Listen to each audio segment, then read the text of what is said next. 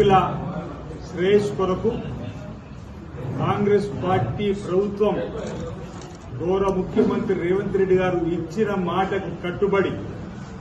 ఎన్నికలకు ముందు manifesto committee chairman గా శ్రీధర్ బాబు గారు ఇచ్చిన ప్రతిపాదనలు, ఉప ముఖ్యమంత్రి గారు ఈ జిల్లాకు సంబంధించిన బీసీ సంక్షేమ శాఖ మంత్రులు పొన్నం ప్రభాకర్ గారు, పెద్దలు జీవన్ రెడ్డి గారు అనేక మందిని కూడా గల్ఫ్ కార్మికుల సంక్షేమం కొరకు ఇచ్చిన మాట ప్రకారం మనం ముందుకు సాగాలని చెప్పినప్పుడు గౌరవ ముఖ్యమంత్రి గారు ఒక జీవోను ఇటీవల ఇవ్వడం, ప్రధానంగా గల్ఫ్ కు వెళ్లే వారందరూ కూడా యోగక్షేమాలతో తిరిగి ఇంటికి రావాలన్న భగవంతుని ప్రార్థిస్తున్న సందర్భం కూడా. కానీ ఎవరికైనా ఇబ్బంది అయితే అక్కడ మరణిస్తే వాళ్ళ కుటుంబాన్ని ఆదుకోవడానికి 5 లక్షల రూపాయలు ఎక్స్గ్రేస్ ఇచ్చేటువంటి కార్యక్రమాన్ని, రెండోది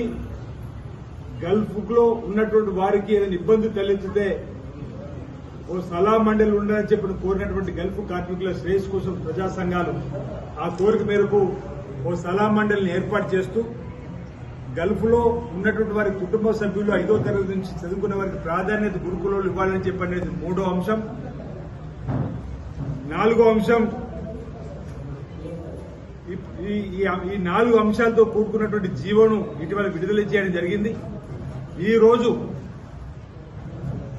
మహాత్మా జ్యోతిరావు పులే ప్రజాభవన్ లో హెల్ప్ డెస్క్ ను గల్ఫ్ కార్మికుల శ్రేయస్సు కోసం ఇబ్బంది అయితే ఇక్కడ హెల్ప్ డెస్క్ ఉండాలని చెప్పని గల్ఫ్ కార్మిక సంఘాలకు సంబంధించిన కోరిన మేరకు ఏర్పాటు చేయడం, ఈ రోజు బీసీ సంక్షేమ రవాణా శాఖ మంత్రి పొన్నం ప్రభాకర్ గారి చేతుల మీదుగా పెద్దలు జీవన్ రెడ్డి గారు అనేక మంది శాసనసభ్యులు హాజరై ఈ రోజు హెల్ప్ డెస్క్ ను ప్రారంభం చేయడం జరిగింది. ప్రతి మంగళ శుక్రవారం ఈ హెల్ప్ డెస్క్ పనిచేస్తుంది. ఎవరికి ఇబ్బంది వచ్చినా దరఖాస్తు రూపంలో ప్రభుత్వానికి తెలియపడానికి కోసం ఏర్పాటు చేయడం జరిగిందన్నమాట. ఈ సందర్భంగా చెబుతూ, గతంలో రాజశేఖర్ ముఖ్యమంత్రి ఉన్నప్పుడే గల్ఫ్ కార్మికులకు ఏమైనా ఇబ్బంది అయితే ఆనాడు 1 లక్ష రూపాయలు ఎక్స్గ్రేస్ ఇవ్వడం జరిగింది తప్ప గల్ఫ్ కార్మికుల కోసం తెలంగాణ ఉద్యమంలో వారి యొక్క సేవలను వాడుకొని తెలంగాణ ఉద్యమంలో బొంబాయి బియ్యమండి బొక్కుబాయి గల్ఫ్ బతుకుల నుంచి మీ అందరి బతుకులు మార్పిస్తా, తెలంగాణ రాగానే 500 కోట్లు గల్ఫ్ సంక్షేమానికి పెడతా, గల్ఫ్ లో మరణించిన వరకు 5 లక్షల రూపాయలు ఇస్తా అని చెప్పి ఇచ్చిన హామీ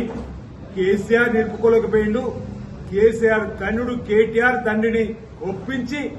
గల్ఫ్ లో మరణించిన కుటుంబాలకు ఆసరగా ఉందాం, భరోసా ఇద్దామని చెప్పని